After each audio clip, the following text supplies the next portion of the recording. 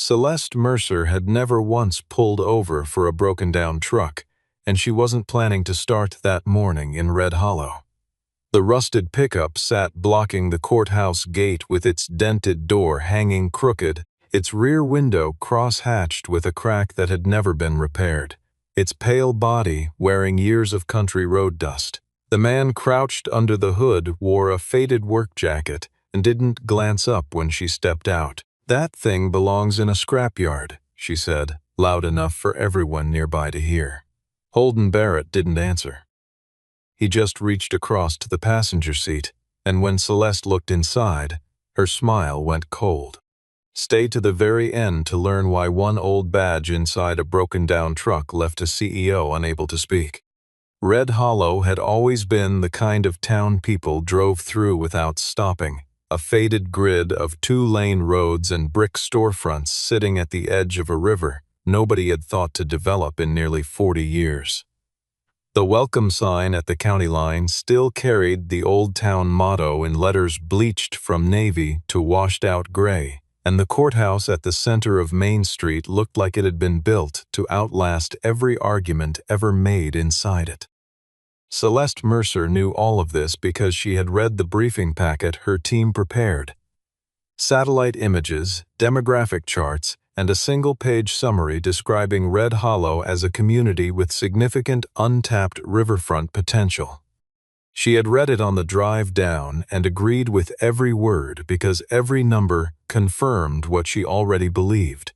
This was a deal worth closing before the week was out. Mercer Development Group had been working the Red Hollow acquisition for nearly 18 months, and the project Celeste was set to finalize. The Mercer Riverfront Resort was already being pitched to investors as the crown development of the company's next 5-year cycle. The proposal included a boutique hotel on the old riverside parcel, a trail system connecting the town's edge to the water, a rebuilt marina, and a retail corridor that would bring in tax revenue the county hadn't seen in a generation. To Celeste, the project read like a gift, the kind of undertaking that justified her tenure as CEO and quieted the voices inside the company that had doubted she was ready for the role.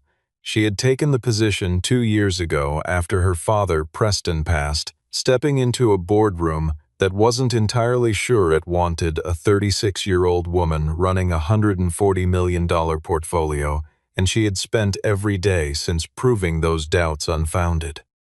Her uncle, Vaughn Mercer, had been pushing to close the Red Hollow deal for weeks, calling her every other morning with the same 2 sentences. The investors were watching the calendar, and every day she waited was a day the deal got more expensive to explain. Garrett Holloway, the company's lead counsel, backed him at every turn, presenting a stack of environmental reports and legal clearances declaring the land was clean, the title was clear, and the only thing standing between Mercer Development and a signed agreement was Celeste's signature. She had come to Red Hollow that morning to provide exactly that. What the briefing packet had not prepared her for was the town itself.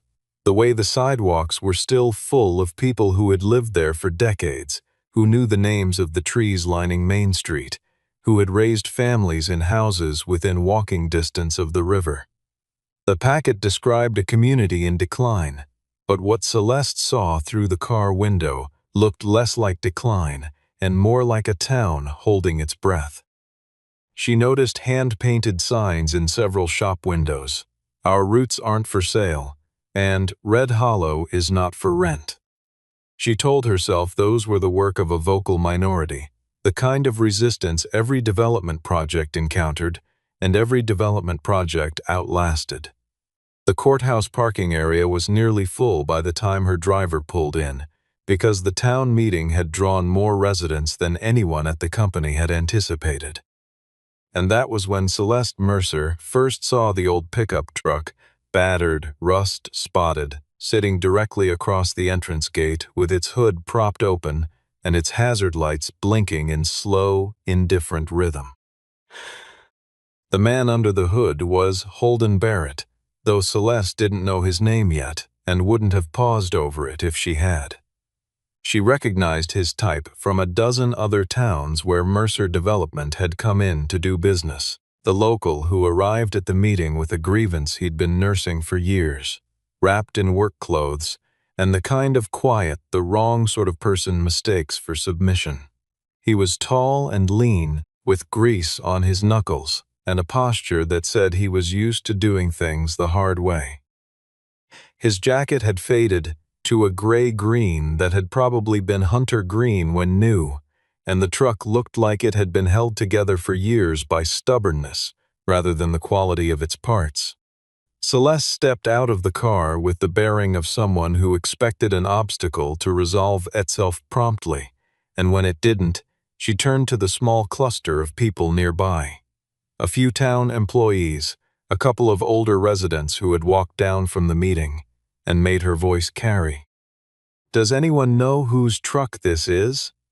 she asked, and when Holden straightened and turned around, she didn't wait for an introduction. She looked the vehicle over once and said, clearly and without lowering her register, that it belonged in a scrapyard and not in front of the county courthouse on the day of an important municipal meeting. A couple of people near her shifted uncomfortably, and one woman turned away. Holden looked at Celeste for a moment in the way people look at something they've already categorized and decided not to spend energy on. "Old doesn't mean useless," he said, and turned back to the engine. Celeste tilted her head in the manner she used before saying something she wouldn't walk back. "Some things," she replied evenly, "need to know when it's time to get out of other people's way." The words landed with a specific weight among the people standing nearby, because they understood, the way Red Hollow people always understood the subtext in what outsiders said, that she wasn't only talking about the truck, she was talking about houses and stores and old families and old ways, everything that a development project needed to push aside in order to move forward. Nobody said anything, but the air around the group changed, and it did not change in Celeste's favor. Holden tried the engine twice more, got nothing, and exhaled through his nose with the acceptance of a man who has stopped being surprised by difficulty. He came around to the passenger side and opened the door.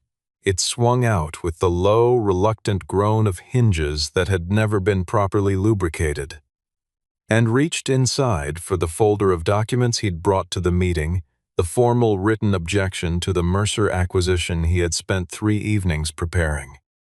The inside of the truck told its own story to anyone willing to look. A worn road map folded lengthwise across the dash, a flashlight jammed between the seat and the center console, a toolbox on the floor behind the seat, and there, placed very deliberately beneath the passenger seat, a small glass case no bigger than a hardcover book. Inside the case, polished despite everything around it, was a law enforcement badge, old-style shield design, heavy cast nickel, the kind that county sheriffs wore decades ago. It had been cleaned and placed with the deliberateness of something that mattered. Celeste could read the engraving from where she stood. Sheriff Warren Tate, Red Hollow County. She went very still. Holden noticed her expression and followed her gaze. He straightened up with his folder in hand and looked directly at her. "That belonged to my father," he said. Celeste opened her mouth. "I know that name," she said. "Warren Tate. My father mentioned him."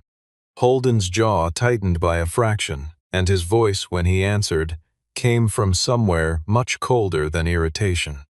"Your family knew him, and your family buried the truth about how he died." Celeste had spent her entire professional life learning to hold her expression level under pressure, and she held it now, though the effort cost more than it usually did. Warren Tate was not a name she had encountered in any company document, any briefing, any legal file she had reviewed in the 2 years since taking over Mercer Development, which, she was only beginning to understand, was not an accident. She had a single memory of the name, fragile and imprecise, surfacing from a family dinner when she was perhaps 12 and her father had had too much wine and said something quiet, and waited about a man in Red Hollow who had kept him alive long enough to watch her grow up. She had asked about it once, and Preston had changed the subject, and she had let it go the way children let go of things they sense their parents need them to forget. Holden was not interested in continuing the conversation on the sidewalk, not with the meeting about to start and people within earshot, and Celeste accepted the refusal without finding it unreasonable. Inside, the town hall meeting unfolded with the particular texture of gatherings in which the official agenda and the real one have nothing to do with each other.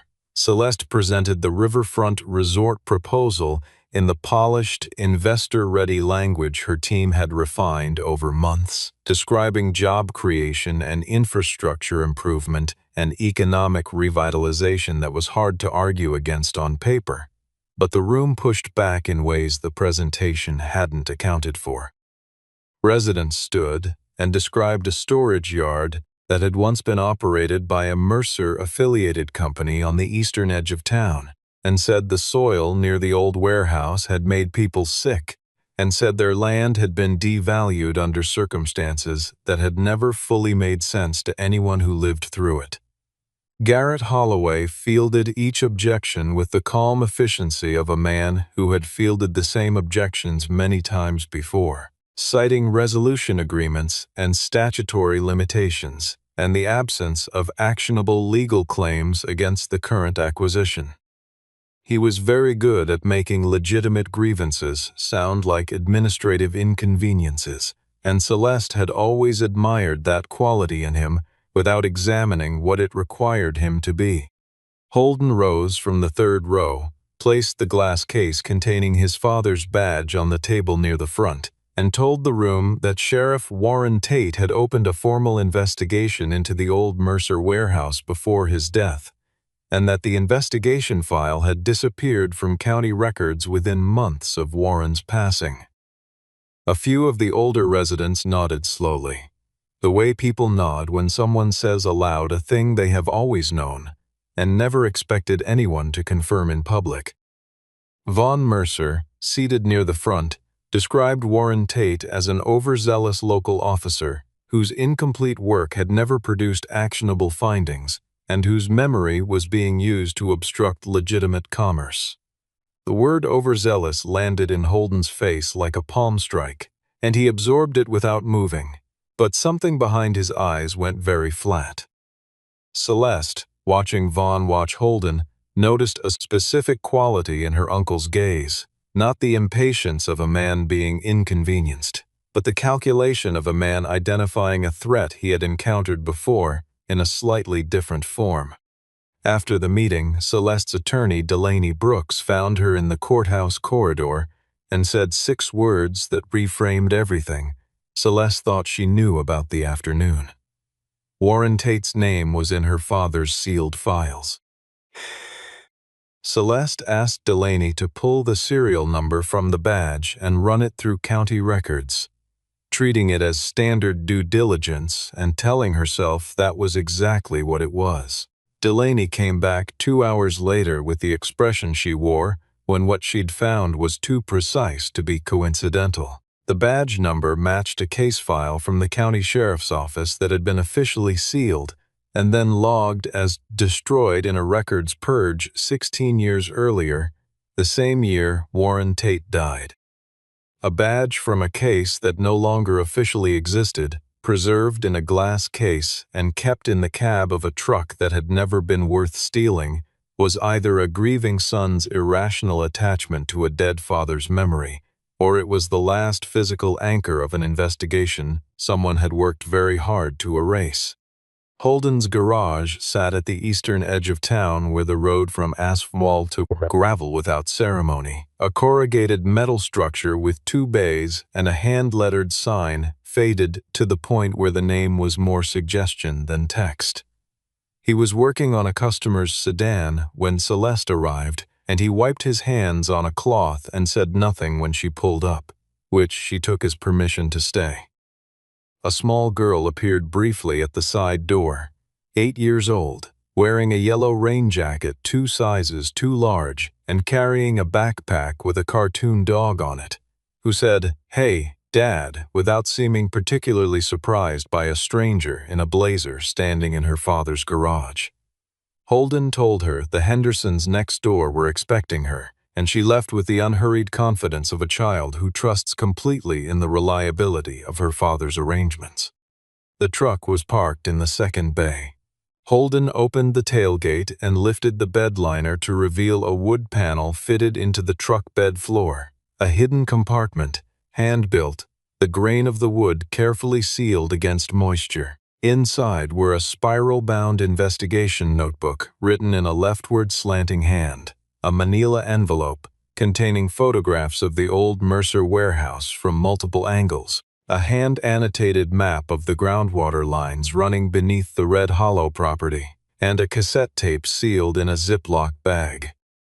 Holden explained that the truck had been a county patrol vehicle during his father's time in office, and that when the town moved to dispose of it as surplus after Warren's death, Holden had been 19 years old and had bought it back from the county auction for $400, more than he could reasonably spend at the time.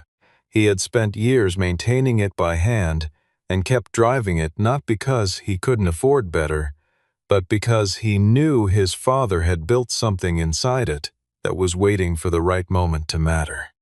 They played the first tape in the garage with the bay door open and the afternoon light coming in sideways. Warren Tate's voice came through the distortion of age and magnetic decay like something surfacing from deep water. Methodical, measured, the voice of a man who had learned to record his findings for scrutiny. He described chemical runoff from the Mercer warehouse site, documented instances of residents reporting illness and declining property values, and named members of the Mercer organization who had been contacted and had either not replied or provided information he considered misleading. Near the end, his voice dropped by a degree and he said that a man named Preston had contacted him privately, wanting to cooperate but afraid of what cooperation would cost him. Celeste stood very still beside the old truck, with the cassette player balanced on the wheel well. And then she heard her father's voice come through the static of a recording made 20 years before she had known anything about Red Hollow. "Warren," her father said in the voice of a man standing at the edge of something he couldn't bring himself to cross, "I want to tell the truth. But Vaughn will bury us both." She drove back to the inn alone that night and sat on the edge of the bed in the dark for a long time. The memory she kept returning to was not the recording or the badge, or Holden's face in the garage. It was a wooden box, dark-stained and small enough to hold in both hands, that had lived on the bottom shelf of her father's study bookcase, and that she had never once been allowed to open. Preston Mercer had not been a secretive man in most respects. He kept his calendar visible and his concerns clearly stated. But the box had always been different, and the one time Celeste had asked about it during college, her father had looked at her with an expression she now recognized as grief wearing the mask of deflection. When Preston died, Vaughn came to the house within a week and told her the study had been cleared, that the boxes were old records, and that there was nothing she needed to worry about. Delaney had found a private digital archive Preston had established through a third-party legal depository, a service that stored documents under attorney-client privilege and transferred access to named successors upon proof of corporate inheritance. The access credentials had been established specifically for Celeste, triggered by her assumption of the CEO role, and Garrett Holloway had never told her the account existed. Inside the archive was a single unsent letter in a word processing file, dated 6 years before Preston's death, addressed to no one by name and marked only, "For Celeste when she's ready." Preston wrote that Warren Tate had saved his life. The old Mercer warehouse in Red Hollow had caught fire during an inspection, and Warren had pulled Preston from the building at personal risk, sustaining burns to his forearms that he never made any public mention of afterward. Preston wrote that he had known, in the weeks that followed, that the fire had been deliberately set to destroy evidence of chemical contamination, and that he had been too afraid of Vaughn's response to say so on record. He wrote that Vaughn had made specific and credible threats against Celeste's position within the family trust and against her mother's standing in the estate, threats Preston had believed and acted on by choosing silence. He wrote that he had been a coward, not a murderer, and that he hoped the distinction would matter to her someday, though he understood it might not. The final paragraph said that Warren Tate, knowing a time might come when the truth needed to travel further than Preston could carry it, had hidden copies of his key findings in what Preston described only as the vehicle no one looks at twice. Preston had written the phrase with the deliberateness of someone embedding a direction, not simply making an observation. Celeste read the letter twice, then sat with the screen dimmed and the sounds of the town outside her window, and tried to work out the geometry of what she had just inherited. Her father was not the man she had grieved. He was something more complicated, a man who had loved her enough to lie and been honest enough to leave a record of having done so, and the only path forward that didn't betray both of them was to do the thing he had not been able to manage. The next morning she signed the order pausing all survey and construction activity on the Red Hollow parcel for 14 days pending independent review, and Vaughn Mercer called her 4 times before noon. Vaughn's calls had the specific quality of communications designed to sound reasonable while conveying something else. The first concerned, the second disappointed, the third matter-of-fact in the way legal exposure sounds when someone still has a choice, and the fourth left no message. By the time Garrett Holloway requested a meeting that afternoon, Celeste understood that the 14-day pause had been registered not as due diligence, but as the opening move in a conflict they had been anticipating. Garrett laid out his position with the precision of a man who had rehearsed it. The audio recordings in the Barrett truck were of unknown provenance. The notebook could have been altered. The badge was sentimental property rather than evidentiary material, and introducing any of it into a business context without forensic authentication would expose the company to defamation claims. He said all of this with the expression of someone genuinely trying to help her avoid a mistake, and it was the performance of that sincerity that confirmed how practiced it was. Vaughn came to Red Hollow himself that evening and found Holden at the garage and made his offer plainly.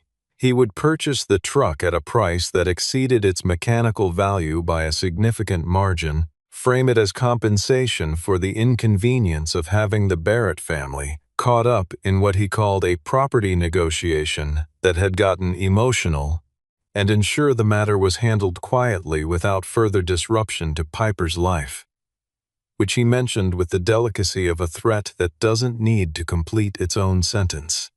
Holden let him finish, looked at the truck, and said no.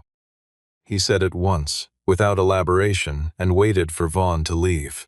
Within 48 hours, a pair of articles appeared in the regional press, sourced anonymously, describing Holden Barrett as a disgruntled local who had been using his late father's law enforcement memorabilia to pressure a development company into a settlement payment. The framing was surgical. It acknowledged the badge, acknowledged the truck, and recast both as props in a campaign of personal grievance rather than components of a documented investigation. Celeste saw the articles the same morning and recognized the structure immediately. She had seen Garrett's communication fingerprints on enough internal documents to know what his style looked like when pointed outward. She drove to the garage without calling ahead and found Holden replacing a brake line, and she stood at the edge of the bay and said she was sorry for what she had said about the truck, and sorry for what her family's organization was doing to his name, and that she understood if neither apology amounted to anything useful. Holden put down the wrench when she finished and said, The apology wasn't the part that mattered. What mattered was whether she was willing to stop the project long enough to let the ground tell the truth. She went quiet. Stopping the project could cost her the investor base and the board's confidence. Not stopping it meant continuing to bury what her father had wanted her to find. Delaney located Lawson Drake through county retirement records and a reluctant referral from his daughter, who gave the numbers slowly and said her father didn't talk much to people from outside Red Hollow anymore. Lawson lived 20 miles north of the county line in a farmhouse that had belonged to his wife's family, and he received them on the porch with the guarded courtesy of a man who had been disappointed enough times to stop investing in first impressions. He was in his mid-70s, thick through the shoulders, and he looked at Celeste with the patience of someone who had spent a career reading intentions through phrasing. He said he didn't owe the Mercer family anything and wasn't inclined to revisit a chapter that had cost him his career and 12 years of troubled sleep, and Celeste told him she agreed and hadn't come to ask for anything on behalf of the family.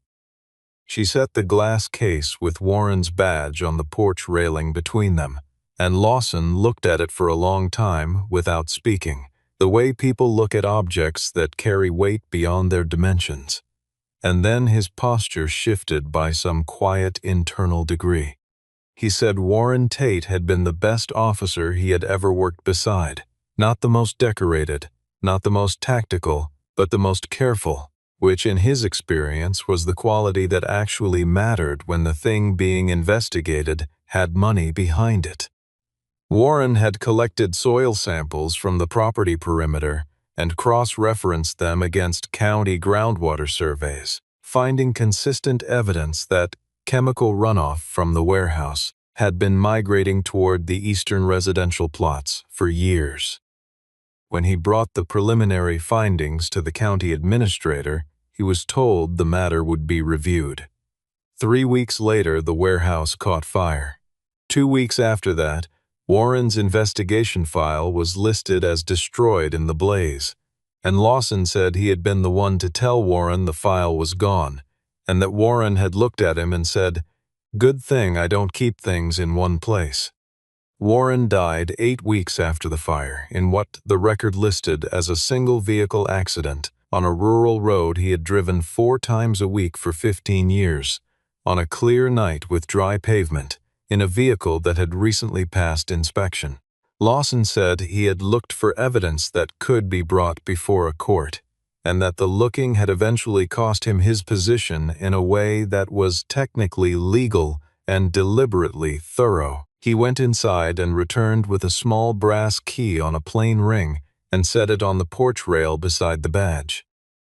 He said Warren had told him that if a Mercer ever came to him genuinely wanting to hear, he should pass along one last thing from the patrol truck. And he was looking at Celeste when he said it. Holden asked why Lawson hadn't come to him years ago, when Holden was old enough to understand. Lawson said Holden's mother had been very clear about what she wanted for her son's life, and that honoring the wishes of a woman who had already lost everything to this story had seemed like the right thing to do. The 3 of them drove back toward Red Hollow in a silence that had the quality of a long chapter finally turning its last page. The instrument panel of an older-era pickup is not a complex structure, a flat expanse of molded metal housing gauges and controls, but removing it without damaging the firewall connections requires patience and a familiarity with the specific vehicle that comes from years of maintenance. Holden had both. He worked in the second bay while Celeste and Delaney watched, and Brielle Dawson, the town archivist, who had agreed to come on short notice after Delaney's 2-sentence explanation, sat on an overturned crate with the particular expression of a person who has spent years waiting for something specific to surface. Behind the instrument panel, bolted to the firewall and wrapped in dense foam rubber covered with a thin lead sheet to reduce moisture exposure, was a steel box roughly the size of a thick hardcover volume with a simple lock that matched the brass key Lawson had kept for more than 20 years. Holden opened it without ceremony and laid the contents on a clean shop cloth on the workbench. The memory card was an older format requiring an adapter that Brielle had thought to bring. The box also held a physical map of the Red Hollow warehouse property with handwritten notations marking 7 specific locations along the eastern perimeter and the groundwater table, and a photograph of 2 men standing in front of the warehouse before the fire.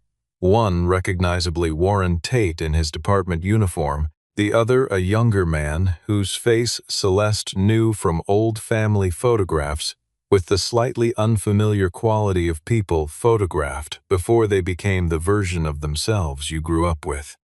Brielle read the memory card on her laptop while the others waited, and what it contained was a complete digital backup of Warren's investigation file, scanned soil reports, a list of 17 households in the eastern residential tract who had filed health complaints in the years preceding the fire, documented communications between Warren's office and the county administrator, and a 4-minute audio recording of a telephone conversation between 2 men who identified themselves only by first name, one named Vaughn, one named Garrett, discussing the risk of the investigation reaching state level and the steps available to prevent it. In the recording, the man identified as Vaughn said clearly that if the truth about the Red Hollow site became a matter of public record, the Mercer portfolio would lose the Eastern expansion projects, and Preston would be drawn in as a material witness. The man identified as Garrett said the cleanest solution was to challenge the officer's methodology and have his findings rejected before they were formalized, which would force any subsequent investigation to start from zero with no original documentation to build from. Celeste listened to the recording twice. The voices were older and slightly flattened by the recording medium, but she had been in meeting rooms with both men for 2 years, and the vocal patterns were not ambiguous. Delaney, with the composure of someone who understood that legal processes would determine the ultimate weight of this moment, asked Brielle to begin the chain of documentation for the memory card and its contents. Holden was looking at the photograph, at the man who was his father and the man who was Celeste's, standing together in front of a building that would burn 2 months later. And there was something in his face that was not grief exactly, but the expression of a person seeing a shape they have always known finally resolve into something legible. Celeste told him she was going to stop the deal. Not pause it, stop it. He looked at her and said stopping the deal was the right decision, but that the right decision had needed to be true for 20 years before anyone stopped it, and he wasn't celebrating yet. The emergency board meeting Vaughn called was described in the notice as a review of executive decision-making related to the Red Hollow acquisition, which was the corporate language for removing a CEO before she could cause further damage to a project generating concern among capital partners. 7 board members attended, 4 of them placed under Vaughn's operational influence over the years, and the room had the atmosphere of a proceeding in which the conclusion had been prepared in advance and the evidence was a formality. Vaughn opened by noting that the riverfront resort represented the largest single-site development in the company's 5-year plan, and that the 14-day pause had already prompted investor inquiries his office had been required to manage. He described Celeste's decision as the product of emotional reasoning and inappropriate engagement with a local party whose credibility was uncertain at best. Garrett followed with a technical argument about chain of custody for the materials in the patrol truck, noting that audio recordings of unknown provenance, physical documents without authenticated provenance dates, and a memory card whose integrity could not be confirmed by company counsel were not, collectively, a sufficient basis for halting a $150 million commercial transaction. He acknowledged the badge acknowledged Warren Tate's service record, and said that nothing in the materials constituted evidence of wrongdoing by current leadership under current applicable law, which was technically accurate in the narrow way that technically accurate statements often serve to make true things sound uncertain. Celeste arrived with Delaney, Brielle, Holden, and Lawson Drake. She had not told Vaughn she was bringing anyone, and the sight of Holden Barrett in a boardroom with Warren Tate's badge in its case under his arm visibly altered Vaughn's calculation. Celeste placed the glass case on the conference table at the center of the room, and it sat there through the entire proceeding with the disproportionate presence of objects that represent more than their physical mass. One board member, older, quiet, who had joined the company during Preston's tenure and had never been entirely in Vaughn's corner, asked Holden to describe what he knew. Holden spoke for less than 4 minutes, which was exactly the right amount. He described his father's investigation without ornamentation, described the materials in the truck without hyperbole, and described what it had been like to grow up, knowing his father's death hadn't been explained, and choosing to keep the truck running, rather than let the last record of the truth rust into nothing. He did not ask for sympathy. He said his father had not opposed development. His father had opposed the practice of calling honest people troublemakers in order to buy their land cheaper. The room was quiet for a moment that lasted longer than such rooms usually permit. Delaney presented the preliminary evidence summary. Badge serial number matching a destroyed case file, audio recording matching known voices, memory card contents corroborated by physical documents, and Preston Mercer's own letter confirming prior knowledge of a cover-up by Vaughn Mercer. No board member voted to remove Celeste. No board member voted to resume the acquisition. Vaughn's attempt at control unraveled in the manner of plans that depend on nobody looking too closely for too long, and Celeste formally requested an independent environmental survey of the full Red Hollow parcel, to be conducted by a firm with no prior business relationship with Mercer Development, with findings made public and submitted to the State Environmental Authority. The survey team arrived in Red Hollow 3 days after the board meeting, 4 specialists with equipment loaded into 3 plain vehicles, and the town watched them set up with the specific attention communities give to processes they have waited years to see happen. Garrett filed 2 procedural challenges to the survey authorization within the first 24 hours, both of which Delaney countered using the Preston letter and Warren Tate documentation as grounds for independent oversight exemption, and both of which were denied by a county judge who had grown up in Red Hollow and knew several of the 17 households on Warren's original complaint list by name. The team sampled soil at 23 points across the parcel, cross-referenced the results with the groundwater mapping from Warren's original field notes, and submitted their findings to Delaney and to the State Environmental Oversight Office simultaneously. The report was not a catastrophe in the immediate sense. The site was not unrecoverable, and the contamination had not spread beyond the eastern boundary of the original warehouse footprint.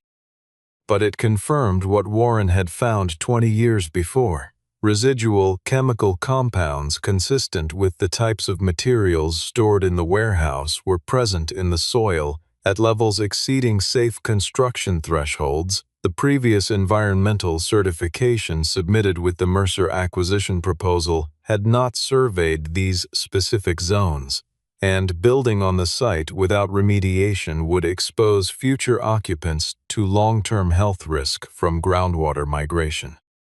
Celeste read the executive summary alone at the inn's dining room table at 7 in the morning, and the feeling she had was not the clean vindication she had half expected but something messier. The feeling of a person handed proof that the version of her family she had believed in and the version she was discovering had both always been true simultaneously, and that she was going to have to carry both of them from now on. Vaughn issued a press statement suggesting the findings were within normal variance for old industrial land and that Mercer Development had always intended to address environmental factors as part of the project timeline. The statement was careful and technically deniable and satisfied nobody in Red Hollow who had been present for the preceding 3 weeks. A journalist from the regional paper asked Holden whether he felt vindicated by the survey results. He was standing beside the old patrol truck, which he had driven to the survey site because Warren's annotated map had been useful to the team in locating the precise sampling zones, and he considered the question for a moment. "I don't want vindication," he said. "I want my daughter to live in a town that doesn't have to be afraid of what's buried under it."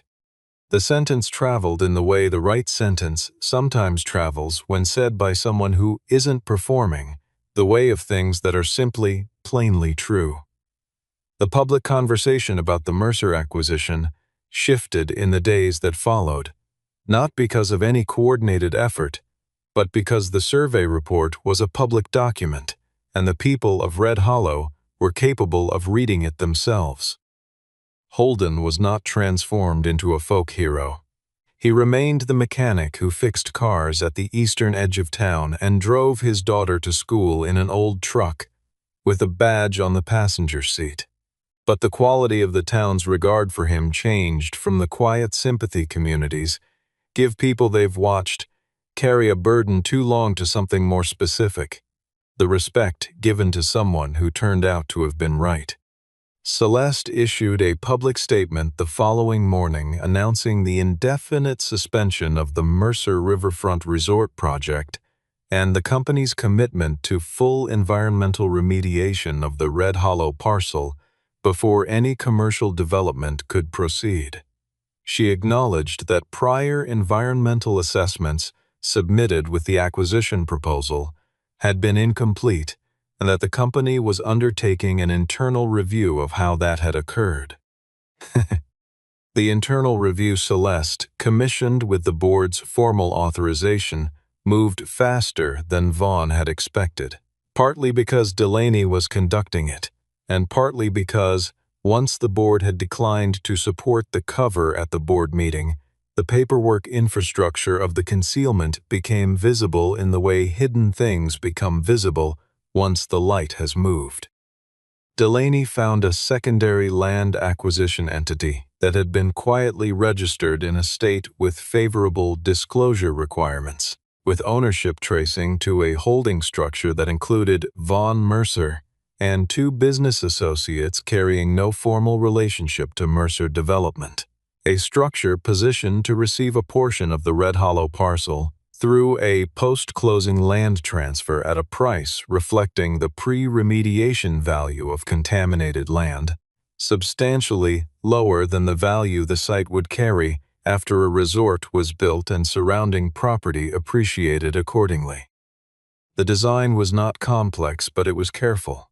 Buy the contaminated land cheap, transfer a residential portion to the private holding entity before the contamination became public record, then sell at the appreciated value after the resort drove up surrounding prices. The profit would belong entirely to Vaughn and his associates. The environmental liability would fall to Mercer Development, and the people of Red Hollow who had been pressured to sell their land after the original warehouse incident would have received prices reflecting an artificially suppressed market that the concealment had maintained. Garrett Holloway's role in the current transaction was not peripheral. The environmental report submitted with the acquisition proposal bore his authorization as legal certifier, and the zones omitted from that report were the exact zones Warren Tate's original investigation had flagged 2 decades before. The omission was not a matter of professional oversight. When Celeste presented the full findings to the board in a session lasting 2.5 hours, she began by placing Warren Tate's badge on the table again, not as theater, but as a reference point, the object that had begun the chain. She presented the financial structure, the modified report, the audio recording, the Preston letter, and the survey results in sequence, in the register of someone reporting facts rather than making arguments. Vaughn told her she was destroying the family for the sake of a dead officer and a man with a broken truck. Celeste said she wasn't destroying anything that hadn't already been broken, and that the family had been protected for 20 years by a silence that cost people their health, their land value, and their right to know what was under their own ground, and that the only version of the family worth protecting was the one that stopped doing that. The board voted to suspend Garrett Holloway's engagement pending civil review and to formally remove Vaughn Mercer from all decision-making authority related to the Red Hollow project. A referral was made to the state attorney's office for review of the secondary land transaction structure. The board authorized the establishment of a community remediation fund, which Celeste named the Warren Tate Restoration Fund over no objection, to finance the full environmental cleanup of the Red Hollow site under public oversight. She asked Holden Barrett to participate in the community advisory panel governing the fund, and he agreed on the single condition that every meeting of the panel be open to all residents of the town who wished to attend. She went to the garage alone on a Saturday morning. No driver, no Blazer, no Delaney with a prepared agenda. She parked on the gravel outside and walked to the open bay and stood there until Holden looked up from the engine he was working on and wiped his hands with a patience that made clear he had already decided not to make this easy for her. She stood in front of the old patrol truck and looked at it the way she had been unable to on the first day. Not through the windshield at the badge, not past it at what it meant legally or strategically, but at the truck itself. The rust along the wheel wells, the replaced passenger door handle, different from the original in color and model. The rear window with the crack that had never been repaired, held together by a strip of clear film someone had applied carefully and replaced more than once over the years. The truck was not beautiful. It had never been beautiful. It had been maintained in the way meaningful things are maintained, not to be preserved as objects but to continue functioning as what they were. Celeste said she was sorry for what she had said outside the courthouse. She said she was sorry for coming to Red Hollow with reports she hadn't questioned and plans she hadn't examined and a confidence in the cleanliness of her own hands that she had not earned. She said she was sorry her father had known what Warren Tate was doing and had not had the courage to stand alongside him, and that she understood if that made an apology from her feel like arithmetic with the wrong variables. She said all of this looking at the truck rather than at Holden, because it seemed accurate to address it to the thing she had mocked. Holden was quiet for a moment. Then he walked to the passenger side and opened the door. It swung on its corrected hinges now, quieter than before, because he had finally gotten to that repair and took the glass case from under the seat and placed it on the seat where Celeste could see it clearly in the light from the bay door. He said the truck didn't need her respect. What it carried did. Celeste asked whether she could arrange for the truck to be displayed in the town's small historical building during the public ceremony announcing the remediation fund, as part of the formal acknowledgement of Warren Tate's investigation. Holden said no at first, because his father's memory was not a promotional asset for the company that had spent 20 years treating it as an obstacle. Then he said the truck could be there for the day of the ceremony and return to the garage afterward, and that the display would carry Warren's name and rank, and the investigation he had pursued, not the name of any organization that had failed to support him. Celeste said that was exactly right.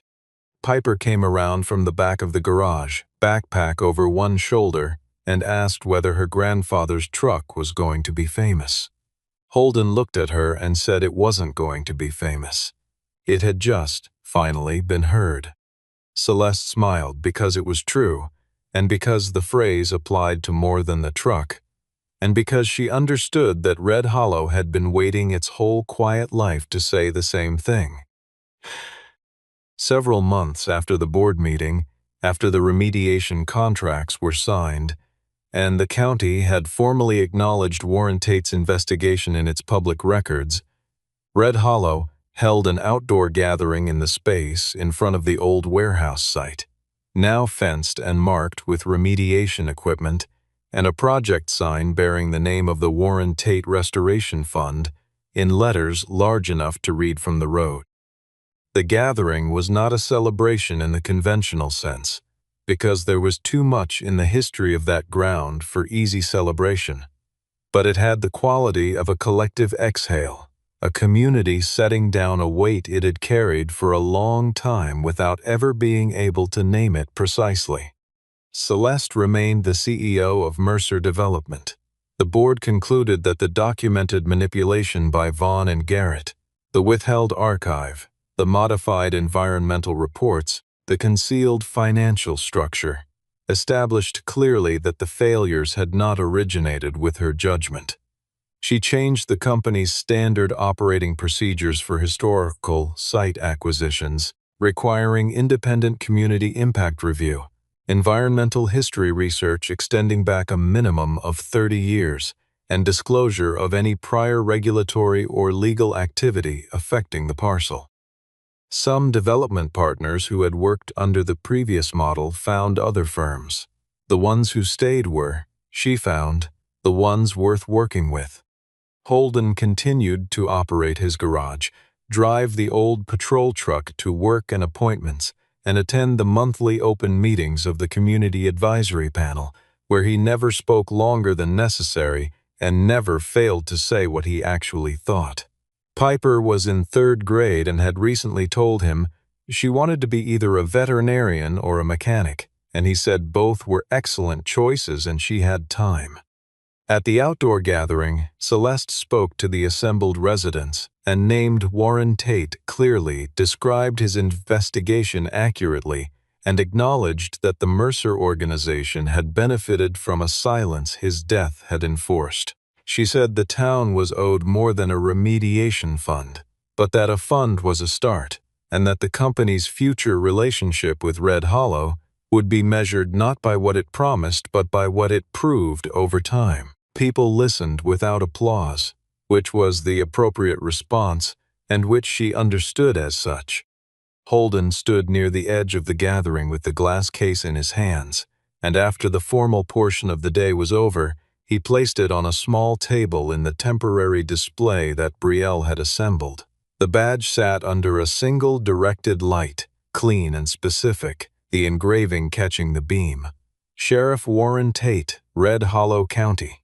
Celeste stood beside him for a moment before the crowd thinned, and she said that the first time she had looked into that truck, she had only seen something broken. Holden looked at the badge resting in its case, and he said his father used to tell him that the only things that stay broken are the ones no one ever takes the time to look at closely. The old patrol truck sat at the edge of the gathering, its rust and its cracks and its replaced door handle all exactly as they were. Not a scrapyard cast-off, but the thing that had carried the truth through 20 years of silence and kept it whole.